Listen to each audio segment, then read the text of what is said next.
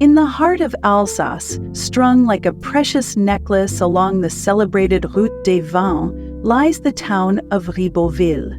It unfurls along the base of a steep forested hillside, a vibrant ribbon of colorful half-timbered houses, ancient fountains, and lively squares. While it shares the quintessential charm of its neighbors, Ribeauvillé possesses a character that is distinctly its own.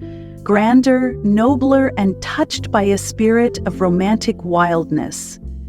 This character is born from the silhouettes of the three ruined castles that stand sentinel on the slopes above, their weathered stone towers rising from the canopy of trees like silent, eternal guardians.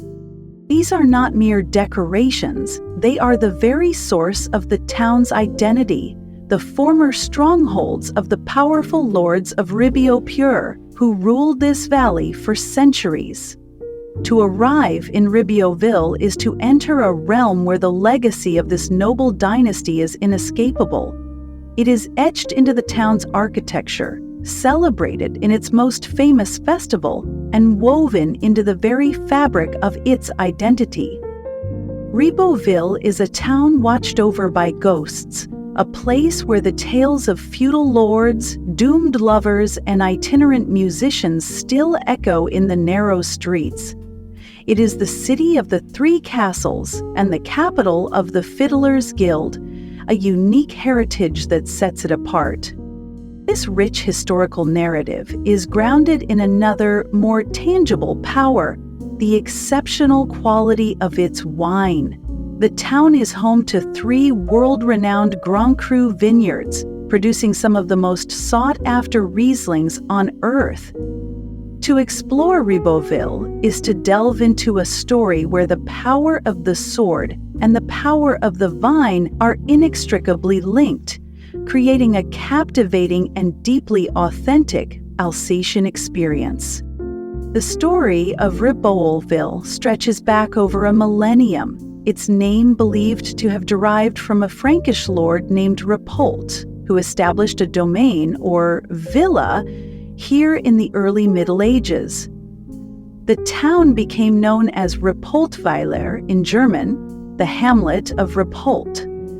While its origins are agricultural, its destiny was forged by the noble family that took the name of the very rock upon which they built their power, the Lords of Ribeauvillé, or Ripaultstein. From the 11th century until the 17th, this powerful dynasty ruled over a significant territory in Upper Alsace from their castles above the town. They were influential figures within the Holy Roman Empire, their power and prestige growing through strategic marriages, political maneuvering, and military prowess. Unlike many Alsatian towns that were part of the Decapole League of Free Cities, Ribeauvillé remained a seigneurial town, its fate entirely tied to that of its hereditary lords. The Ribeaupierres were its protectors, its governors, and the patrons of its unique traditions. The most visible and dramatic symbols of their long reign are the three castles whose ruins still dominate the landscape. They are not clustered together but are strung out along the hillside, each with its own distinct character and history, representing different eras and branches of the family. A hike up the forested path to explore these ruins is a journey into the heart of the Ribeaupierre saga. The lowest and oldest of the three is the Château de Saint-Ulrich. Its origins date back to the 11th century, and it served as the main residence of the Ribeaupierre family for centuries. Despite its ruined state, its scale is still impressive.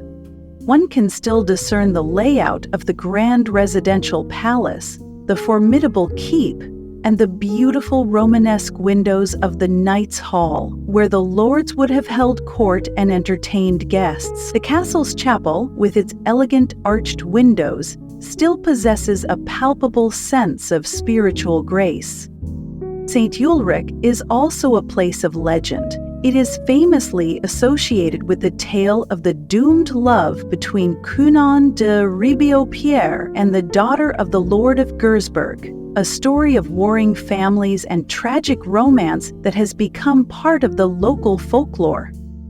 Standing within its crumbling walls, it is easy to imagine the vibrant life of a medieval court, the sounds of banquets, the clang of armor, and the political intrigues that unfolded here.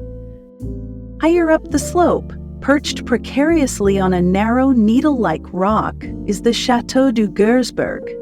It is the smallest and wildest of the three, its very position suggesting a story of rivalry and division.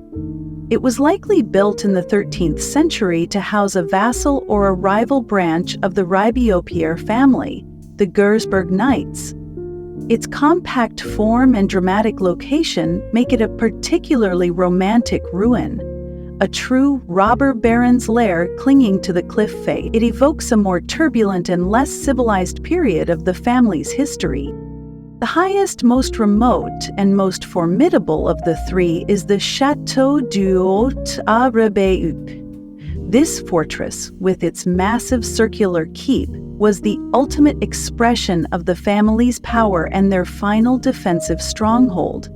Dating from the 13th century, it served as both a strategic watchtower, offering an unparalleled view over the Alsatian plain, and a refuge in times of extreme danger. Its great keep was also used as a prison for important enemies of the Ribeauvillé lords.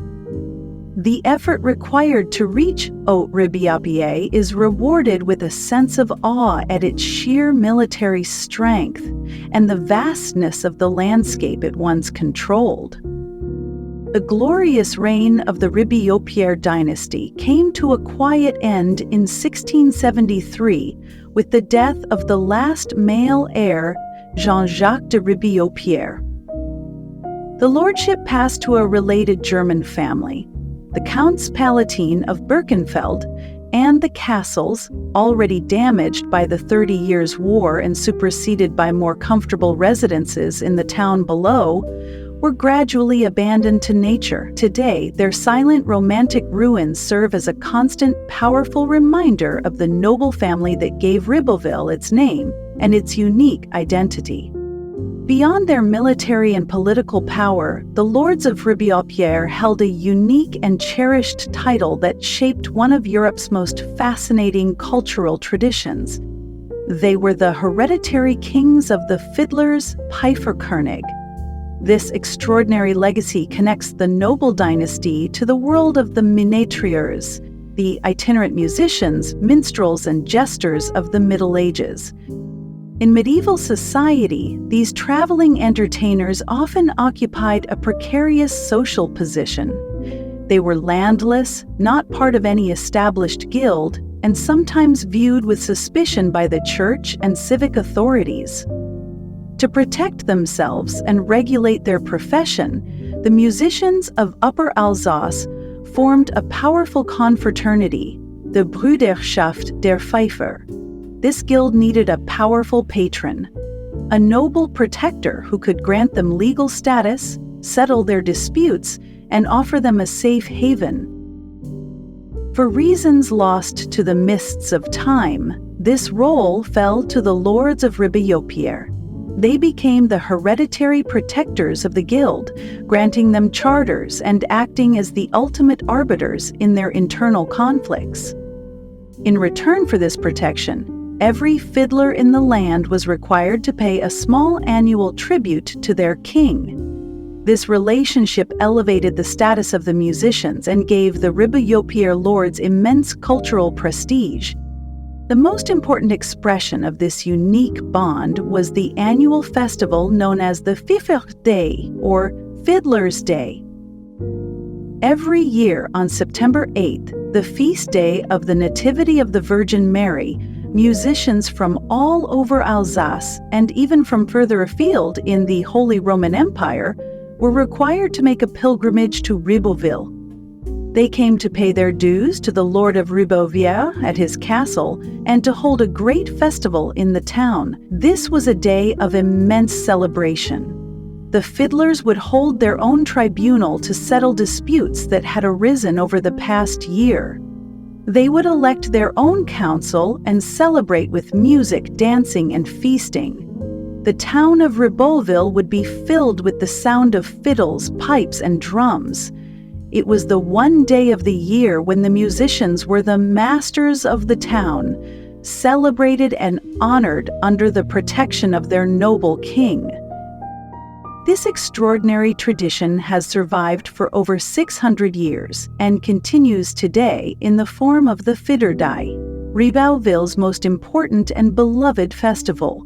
Held on the first Sunday of September, it is the oldest festival in Alsace. The modern event is a spectacular celebration of the town's medieval past, a vibrant historical pageant that brings the legend of the fiddlers to life. The highlight is the Grand Procession, which winds its way through the entire length of the Grande Rue. It is not simply a parade of costume characters. It is a piece of moving theater. Dozens of groups, all in meticulously researched medieval attire, reenact scenes from the town's history and legends. There are knights on horseback, noble ladies, craftsmen, peasants, and of course, hundreds of musicians playing medieval instruments. Elaborate floats depict scenes like the legend of Cunon and the daughter of Girschbo, or a tableau of the Ribeauvillé court. The procession is a joyous, noisy, and colorful affair, culminating at the Place de la Mairie. Here, in a tradition that delights locals and visitors alike, the fountain, the Fontaine du Vigneron, is made to flow with free wine dispensed to the thirsty crowds. The Fairytale is more than just a tourist event. It is a deeply felt expression of the town's unique heritage, a living link to the strange and wonderful partnership between the noble lords and the humble fiddlers. The legacy of this rich history is visible in the magnificent architectural fabric of the town itself. A walk through Ribeauvillé is a journey through centuries of Alsatian architecture, a testament to the wealth generated by its wine and the pride of its citizens. The town is structured around its long, gently curving main street, the Grande Rue, which essentially serves as its spine. The street is dramatically punctuated by the Tour des Bouchers, or Butcher's Tower, dating from the 13th century and heightened in the 16th. This imposing clock tower straddles the Grande Rue, forming a gateway between the lower town and the more noble upper town. Its name comes from its proximity to the former municipal slaughterhouse. With its powerful stone base and charming half-timbered upper level, it is one of the most iconic structures in Alsace. As one walks the Grande Rue, the eye is drawn to a succession of beautiful buildings and charming details. Several historic fountains serve as focal points. The Fontaine du Vigneron on the town hall square features a statue of a winemaker, a symbol of the town's primary industry. Further up, on the Place de la Seine, a handsome Renaissance fountain from 1576 is topped by a column bearing the Lion of Saint Mark, a curious but not uncommon feature in Alsace, reflecting the broad trade and cultural connections of the era.